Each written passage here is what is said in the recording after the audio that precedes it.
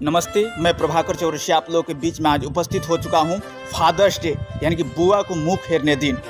इस दिन को फादर्स डे इसलिए कहा जाता है कि आज के दिन लोग अपने अपने पिता का सम्मान करते हैं, आदर करते हैं और उनको याद करते हैं, उनसे जाकर मिलते हैं।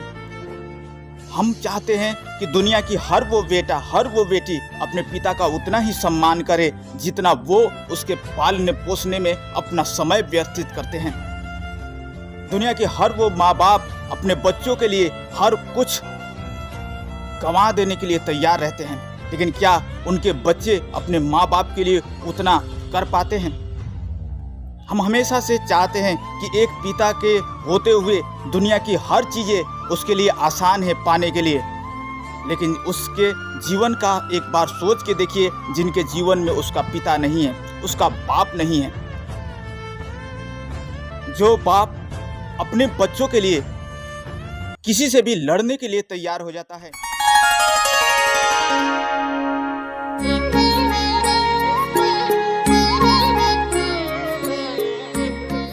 लड़ने के लिए तैयार हो जाता है, ना जाने उसके बच्चे उसके बुढ़ारी में उसके जब समय कमजोर होता है तो उन्हें क्यों छोड़ देते हैं, क्यों उनका सम्मान करना भूल जाते हैं। शायद हमारे शास्त्रों में पिता के लिए अनेक मंत्र दिए गए हैं, अनेक शास्त्र और वेद ग्रंथ बताते हैं कि माता पिता का सम्मान करो, क्योंकि हमारा जो प्रथम गुरु होते हैं माता पिता ही होते हैं। हम अपने पिता से जीवन प्राप्त करते हैं और हम अपने पिता को भूल क्यों जाते हैं?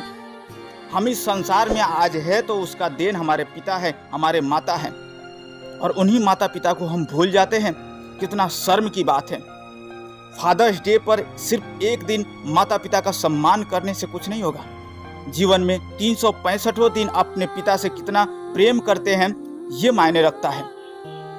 हम मानते हैं कि आप लोग अपने पढ़ाई के लिए, अपने काम करने के लिए, अपने घर परिवार चलाने के लिए दूर हुए हैं, उनसे दूर जरूर हुए हैं, लेकिन जो आपका एक दूसरे का जो रिलेशन है, एक दूसरे का जो संबंध है वो टूटने नहीं चाहिए, उनके मन में दुख लगने नहीं चाहिए। क्योंकि जिस दिन माँ बाप का दिल दुखेगा, जिस दिन उन लोगों को ये टॉर्चर फीलिंग होगा, उस दिन आप सुखी नहीं रह पाओगे।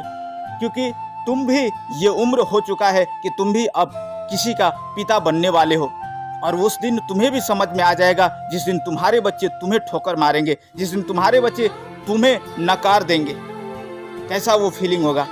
सोचो समझो।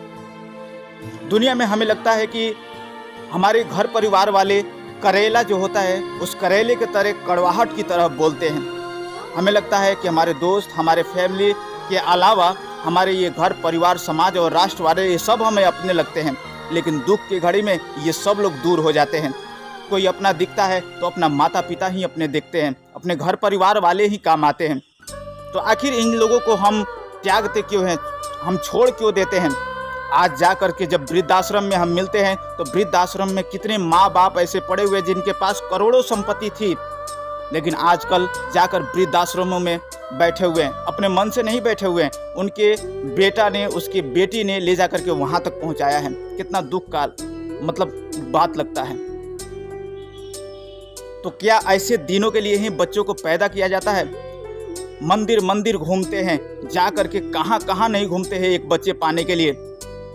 अपने आप को खो देना चाहते हैं। अगर बच्चों को बीमारी हो जाए तो उसके लिए अपना किडनी, फेफड़ा सब बेचने के लिए तैयार हो जाते हैं ताकि उनके बच्चों को बचा लिया जाए, उसे जोगा लिया जाए। सारी जीवन भर की कमाई खर्च करने के लिए तैयार हो जाते हैं ताकि मेरे बच्चे को कुछ ना हो। एक बार कभी ख्याल किए हैं, जब आप भूखे रहते हैं, जब आप बीमार पड़ जाते हैं, तो ये कैसा ये दिल का दिल से कनेक्शन है कि माँ को पता चल जाता है कि मेरे बेटे का क्या हुआ है। आपको पिता को पता चल जाता है कि मेरे बेटे को क्या हुआ है, कुछ हुआ है, और तुरंत फोन करते हैं और आपसे पता करते हैं कहीं तुम में कुछ हो तो नहीं गया। ब्रेन की सारे नसें खोल कर देख ली जाए, उसमें एक भी आपकी विचारधाराएं नहीं मिलेगी, लेकिन फिर भी हमारा ये कैसा कनेक्शन है, कैसा प्राकृतिक ये जुड़ाव है कि आपको अगर कुछ हुए तो उसका जानकारी तुम्हारे माता पिता को मिल जाती है। तो हमें समझना चाहिए ये दुनिया की ये जितने भी बंगले, गाड़ी, ये पैसा, ये धन दौलत, ये शोहरत जितने भी कमा लो, ये किसी काम का नहीं है। जब माँ बाप ही नहीं खुश होंगे तो ये कमाई किस काम की है? तुम्हें लगता है कि सारी दुनिया मेरा अपना है, मेरा ये फैशनबाजी, ये दुनियादारी सब अच्छा लग रहा है, लेकिन जब बुरे समय आता है फिर पता चलता है कि परिवार कौन होता है और हमारे घर परिवार में हमारे माता पिता के कौन होते हैं। शायद हम उस समय को भूल रहे हैं। जब इस समय को आप एक बार महसूस करेंगे फिर पता चलेगा कि माता पिता का कितना हमारे जीवन में आवश्यकता थी। बेचारे वो भी गरीब बच्चे जो हैं अपने जीवन पर संघर्ष कर रहे हैं। जिन बच्चों के पास उसका पिता नहीं है, उसका जीवन कितना संघर्षमय है।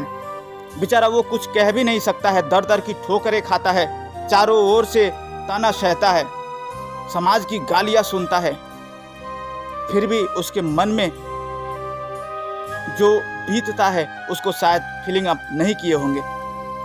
एक पिता को तब खुशी लगता है जब उसका बेटा कुछ कर जाए, समाज के लिए कर जाए, राष्ट्र के लिए कर जाए, तब जाकर के पिता को कुछ खुशी मिलती है। लेकिन हम करते क्या हैं? हम लोग लागू पदार्थ के व्यसन में, दुर्व्यसन में फंस जाते हैं। हम किसी लड़की के चक्कर में फंस जाते हैं, हम किसी लड़के के चक्कर में फंस जाते हैं। हम जितने जो खराब परिस्थितियां है, खराब संस्कृति है, हम उसमें फंसते जाते हैं और हम अपने माँ बाप को दुख पहुंचाते हैं। हम अपने माँ बाप को गालियां देने लगते हैं, हम अपने माँ बाप को टर्चर करने लगते हैं, हम अपने माँ बाप को ना जाने अनेक अनेक तरीका जो बकवास बातें हैं सुनाने लगते हैं। घर परिवार में मतलब कलह मचने लगता है। आखिर क्यों? क्या इन्हीं दिनों के लिए कोई बाल बच्चों को पालता है, पोसता है? क्या इन्हीं दिनों के लिए हम अपने औलादों को पालते हैं? समझ तो तब आया जब हमें कोई बच्चा, हमें कोई कुछ कहे, तब जाकर के समझ में आता है कि माँ बाप की कितनी ये संघर्ष रही होगी। दुख तो इस बात का लगता है जब बच्चे ये कहते हैं कि तुमने मेरे जीवन में किया ही क्या है, मेरे लिए क्या किया है।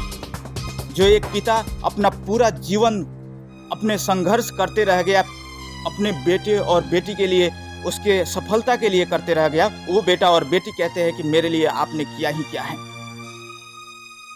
कम से कम ये तो दिन ना आए। मैं कहना चाहूँगा उन हर मेरे दोस्तों से, मेरे भाई और बहनों से, सबसे कहना चाहता हूँ कि एक पिता को सम्मान कीजिए। और सिर्फ फादर्स डे के दिन कुछ स्टेटस डालने से नहीं होगा। यदि सच में आप प्रेम करते हैं, सच में आप अपने पिता को सम्मान देना चाहते हैं, सच में आप पिता को जानते हैं, पिता को समझते हैं, तो उनके दुख और दर्द को समझिए। एक पिता को चेहरा को पढ़ना सीखिए।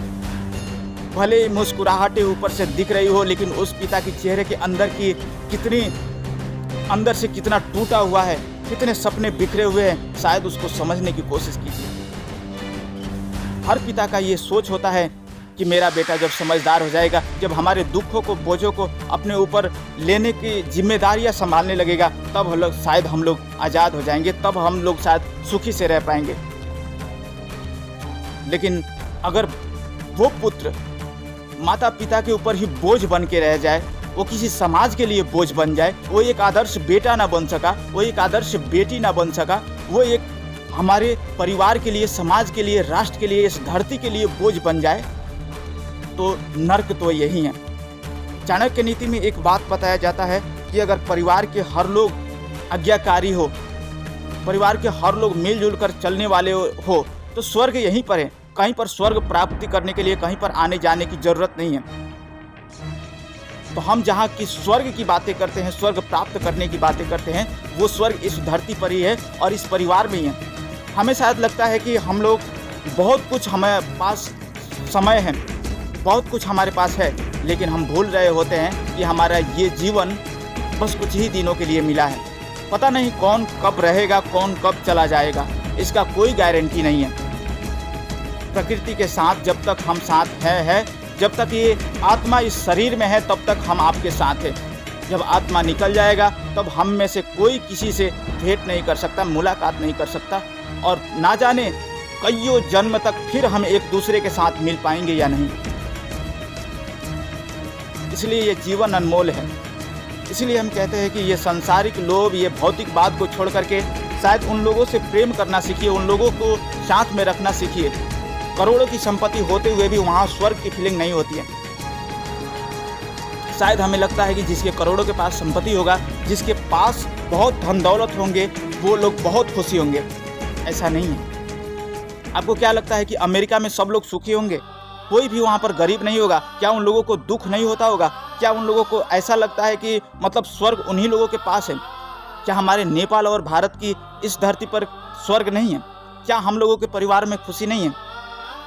अगर भौतिक बात से सुख होने वाला होता, अगर धन दौलत ही सब कुछ होने वाला होता, तो फिर तो ऋषि मुनि और महर्षि सन्यासी लोगों का वो कौन से स्वर्ग की कामना करते हैं, जिन्हें धन नहीं चाहिए, दौलत नहीं चाहिए, उन्हें कुछ भी नहीं चाहिए, संसारिक ये लोभ से दूर रहते हैं, लेकिन फिर भी उस ब्रह्म को प्राप्ति करने के लिए, उस परम पिता परमेश्वर को प्राप्ति करने के लिए, क्या मुक्ति की द्वार प्राप्त करने के लिए पूरा का पूरा जीवन बिता देते हैं।